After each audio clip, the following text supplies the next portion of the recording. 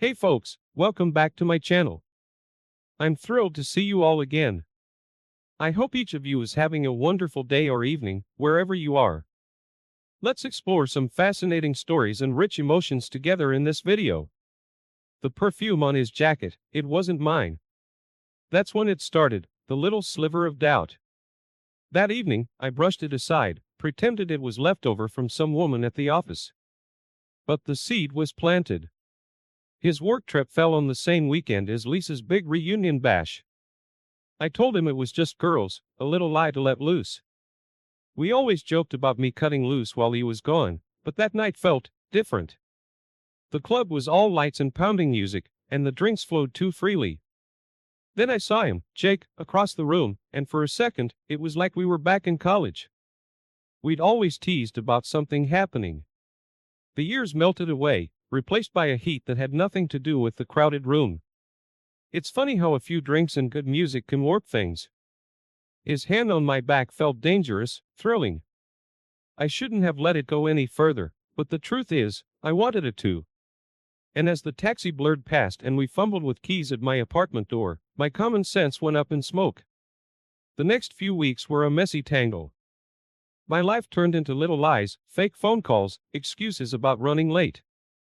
I was stealing moments with Jake, moments that felt electric and desperate, all fueled by the thrill of doing the wrong thing. We'd hide out in cheap cafes or even his sparse apartment, every touch and whisper tainted by a guilt that gnawed at me. The trouble was, it also felt good. I thought about Jake when I should have been thinking about my husband, about our life. I told myself it was harmless, a rebellious streak I needed to get out of my system. But that floral perfume lingered in the back of my mind. Did it linger on me, too? Each stolen moment deepened the divide. The nights I came home late, my husband's questions in his eyes, made the shame cut deeper. I didn't know how to stop. I wanted to stop, but then Jake would send a sly text, and the thrill would beat back the worry. It was a dance with the devil, and I was losing my grip on the lead. Every shared meal with Jake felt like a tiny betrayal. Work gossip morphed into conversations threaded with double meanings, jokes that only we understood.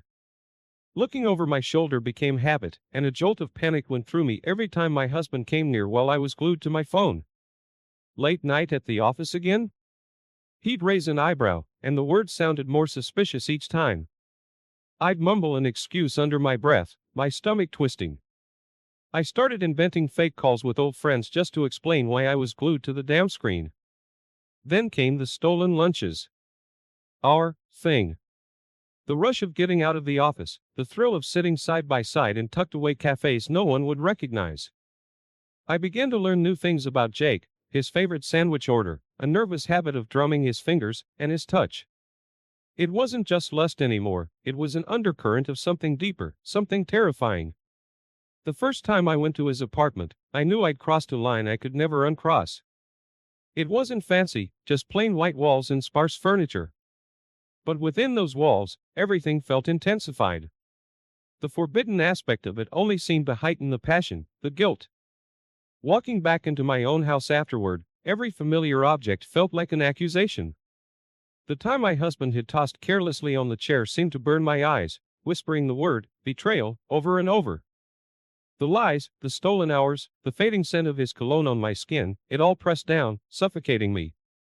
Each day blended into the next. Routine mornings pretending all was normal, frantic lunch breaks fueled by desire, and those empty evenings echoing with unspoken guilt. Every text was a fire I couldn't put out, every whispered word with another man was a hammer blow against the foundation of my marriage. I was falling apart, even as I fell deeper for Jake. And I knew, deep down, it was only a matter of time until it all came crashing down. I started seeing threats everywhere. A linger glance at the grocery store, an overheard whisper in the office. It felt like the whole world was in on my secret, waiting for me to slip up. Ordinary moments turned into a minefield of potential exposure. The lies got heavier too. Elaborate excuses about work projects, phantom calls from old friends I hadn't spoken to in years. I looked at myself in the mirror and was shocked by the stranger staring back, hollow eyes, a smile that looked painted on. I was living a double life, split down the middle with no way to heal the crack. And yet, the pull toward Jake didn't ease. Every shared look, every touch, it was fire, and I was drawn to it like a moth, regardless of the consequences. It disgusted me how much I wanted it, craved it. But the shame, the guilt, was a constant shadow. Walks home were leaden, each step reminding me of how far I'd strayed. I'd pass shops we frequented together, the familiar ache of betrayal twisting in my gut. And when I finally got home, our wedding photo seemed like a slap in the face. One night, I finally gave in, turned a face down on the dresser, a pathetic act of defiance. Worst of all were the evenings with my husband. The chasm between us yawned wider with each strained conversation.